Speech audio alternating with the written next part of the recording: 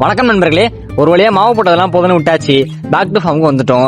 என்னடா அவன் back to ஃபார்முக்கு வந்துட்டான்னு சொல்றானே, ஒரு ஜிம் போற கிளிப் எதையுமே ஆட் பண்ண வேலைன்னு பாக்குறீங்களா? அதை நான் அப்புறம் சொல்றேன். காலையில கிளம்பி காலேஜுக்கு போயிட்டு ஒரு 2 மணி நேரம் லைப்ரரியில உட்காந்துட்டு பெரிய லைன்ல நின்று சாப்பாடு பில்லு வாங்கியாச்சு. ரெகுலரா வாங்குற அக்கா தானே அவன்கிட்ட சீக்கிரட்டா ஒரு கோல் சொன்னோம். அவங்க என்ன பண்ணாங்கன்னு பாத்தீங்கன்னா, சோறுக்கு பதிலாக குருமா நிறைய அள்ளி ஊத்தி விட்டாங்க. வேற வழி இல்லாம சாப்பிட்டு முடிச்சுட்டு போற வர இடத்துல பிரச்சனையை வலிச்சுக்கினே போனோம். காலேஜ் முடிச்சதும் ஃப்ரூட்ஸை வாங்க போயாச்சு. அப்புறம் கேட்டிருந்தீங்களா ஏன் ஜிம்முக்கு போலன்ட்டு. நம்ம ஷோல்டர் செக்ஷன் போட்டிருந்தோம். அதோட பெயின் ஹெவியா இருந்துச்சு.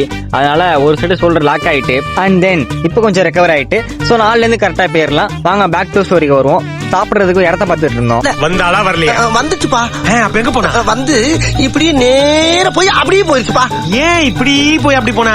அதுக்கு என்ன கஷ்டமோ அப்படி போய் திரும்பிச்சு. ஓரமா ஒரு இடத்த குடிச்சு உட்காந்து வாங்கிட்டு வந்த ஃப்ரூட்ஸை சாப்பிட்டுட்டு விடத்தை பார்த்துட்டு இருந்தோம்.